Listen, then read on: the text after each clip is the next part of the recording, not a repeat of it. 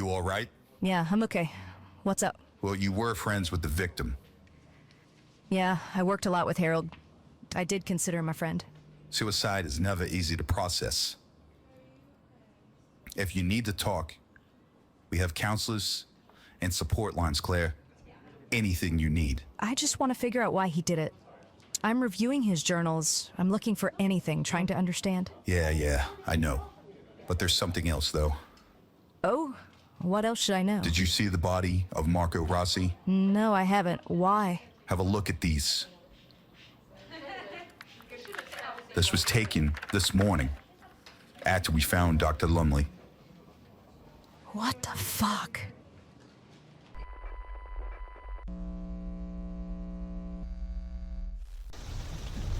I don't understand this. Come on, get out of the way, damn it! I really need to get back and listen to the rest of these. Harold, did you lose your mind because you could hear them? I think I would too. How can I direct your call? This is Detective Kia. I need to speak with Officer Barnes. Can you patch me through? Patching you through.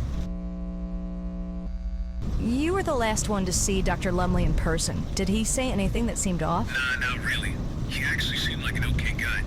Not like the boogeyman like everybody said he was. Well, people can be... Yeah, I know. He was a nice guy. Don't know why folks said that about him. So nothing seemed out of the ordinary? I mean, when I was walking in, he was talking to somebody. When I got there, it was just him. You know? But then, he did have these tape recorders on the table. 2 of them. Thought that was weird. Yeah, he always kept 2. One was personal. He said it was to help organize his own thoughts. Smart guy. Yeah, he was. Is it true then? He shot himself in the heart? Yes, he sure did. Some of the guys were saying that he strapped a phone book to the back of the chair. What kind of crazy is that? My guess is that he did it so that the .22 caliber wouldn't go through him and into anyone else accidentally. Even at the end, he was just a considerate man. I would have liked to get to know the man. Damn shame. It's fucking town. Take care, Officer Barnes. You too, detective. All right. I guess let's keep going, Harold.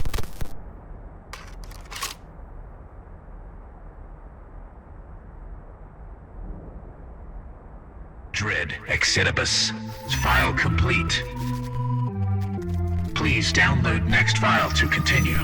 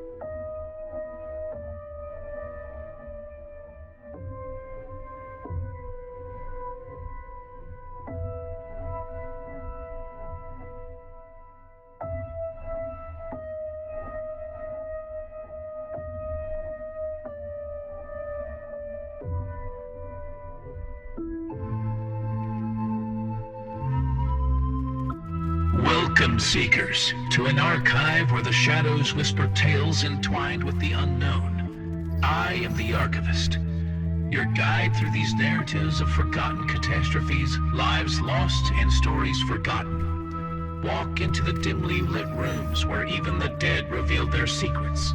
These unfortunate souls find their stories preserved within these walls, their endings lost were it not for this. Join me, intrepid Seekers, as we traverse dark pathways of suspense, horror, and the unexplained. The journey begins, and the terror awaits you in the Dread Exodus.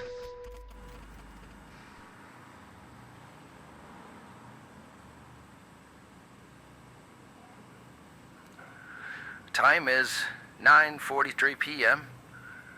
Subject, 38-year-old Caucasian male, approximately 260 pounds. I'm beginning my examination. There's burns and swelling, redness around the mouth and lips. That could indicate excessive vomiting or maybe even poisoning. The subject was at dinner when he died. All right, here. I am able to move the arms. This shows that the rigor mortis is lasting longer than usual. I will begin my procedure.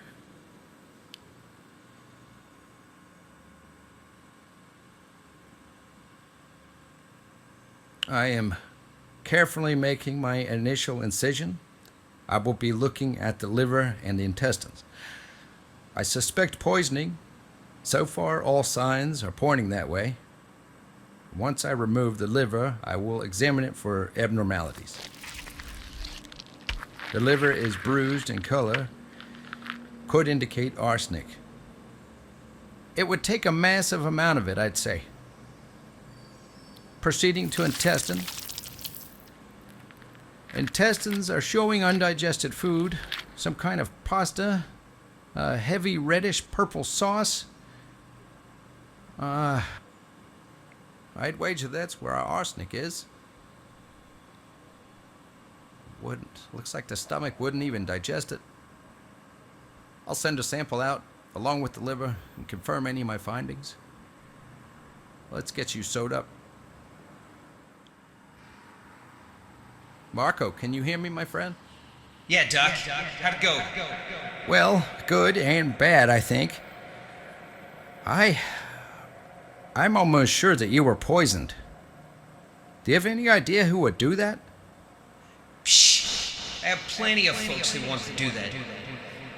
Well, you know, my family business. Oh, that's all well and good, but we need to figure out who put the poison in your food. What was the name of that restaurant? It's a little hole in the wall down on 5th Street. Rosemary's? I don't know. Rosemary's. Go to sleep, Marco. I'll be right back.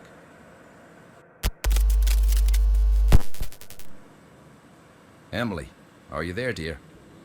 I can hear you, Doctor. What does your mother do for a living? My mother is a chef. She has a restaurant. Why do you ask? No reason, I think. Audio file corrupted. Seeking next closest timestamp.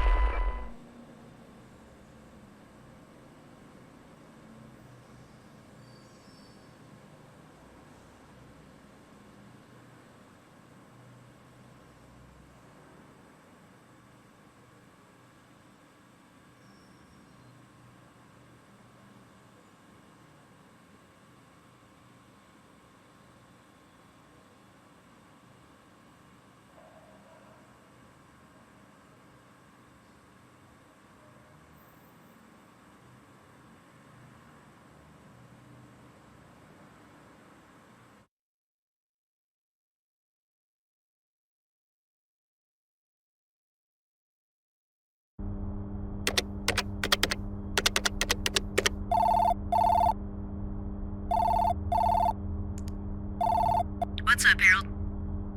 Any news about the Rosemary girl? I'm actually on my way now to the 5th Street supermarket. They had CT cameras running, so figured I'd see if anything shows a vehicle. Isn't there a restaurant down there nearby that?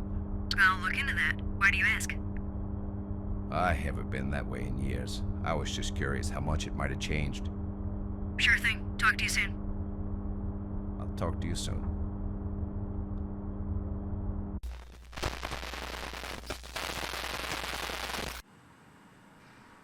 Are you going to lunch, Dr. Lumley? Late lunch, yeah. Be back soon.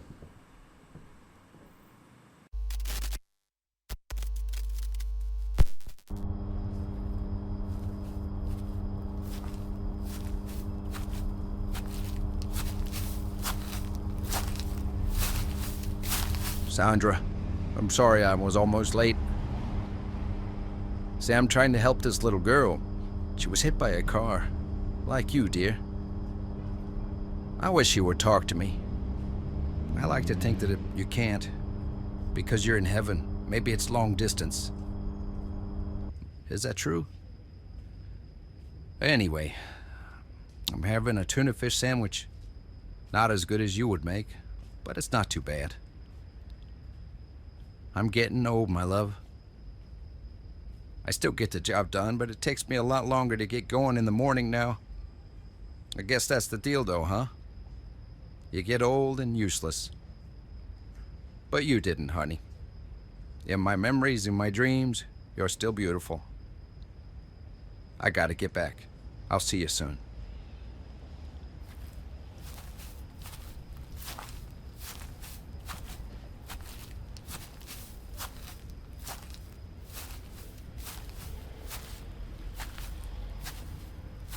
Harold, you're not supposed to be in here.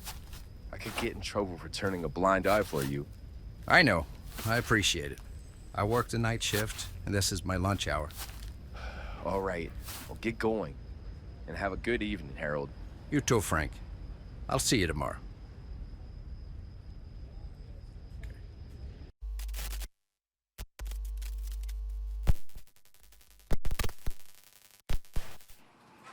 Thanks. Are these the recordings? Yeah, I got it all right here. We used to get robbed every weekend, so I leave it running 24/7. I got one of those internet cloud thingies. Yeah, it keeps it all saved right here, just in case. Goddamn insurers won't pay a dime unless you got hard proof. Fuckers. Good call. I'll take a look.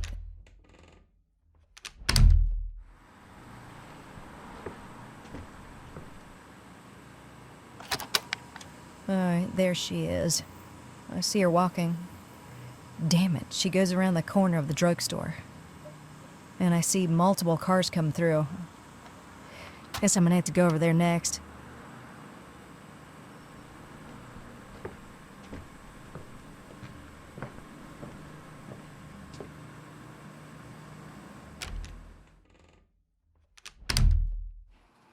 Did you find anything? Do you know if there's cameras around that corner by the drugstore? I can't say for sure, but in this neighborhood, you'd be a fucking idiot if you didn't have them. Well, let's hope you're right.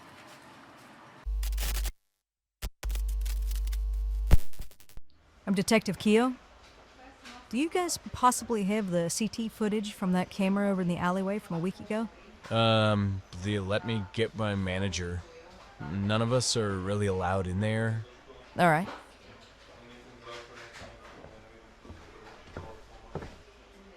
You're a police officer? Detective Claire Keogh. I need to see your CT footage. Okay. What's this about? There was a hit and run in the alley there. I need to see if any of your cameras recorded what happened. Yeah, right this way.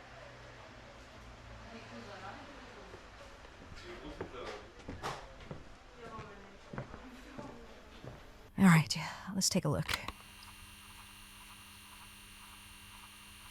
Okay, yep, there. That's the car. Oh my God.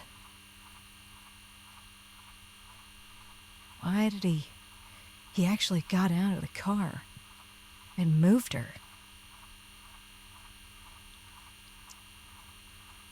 All right. I'm gonna call this in.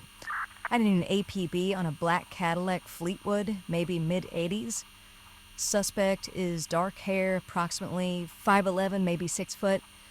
Give me a list of possible owners as soon as possible. I would almost say that looks like...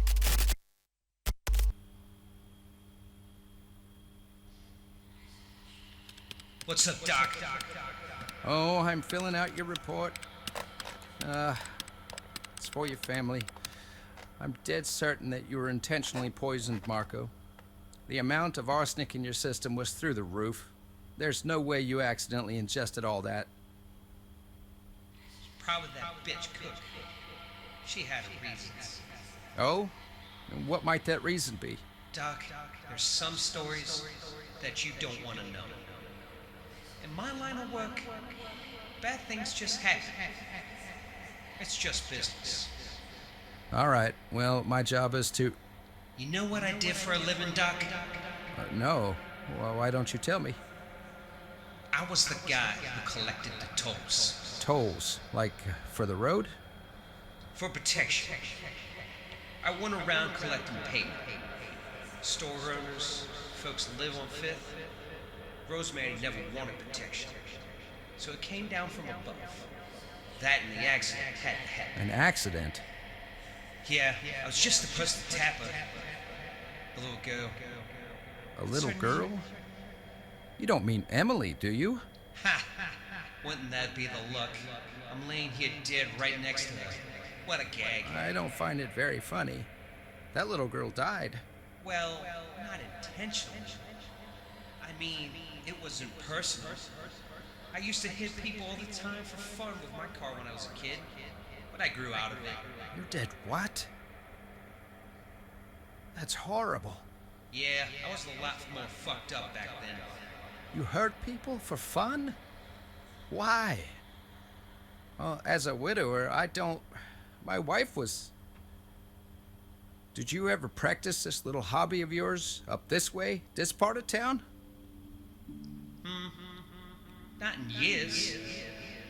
But I did hit this couple one time. I splattered that woman all over the sidewalk. It was a mess. I think the guy still lived. No.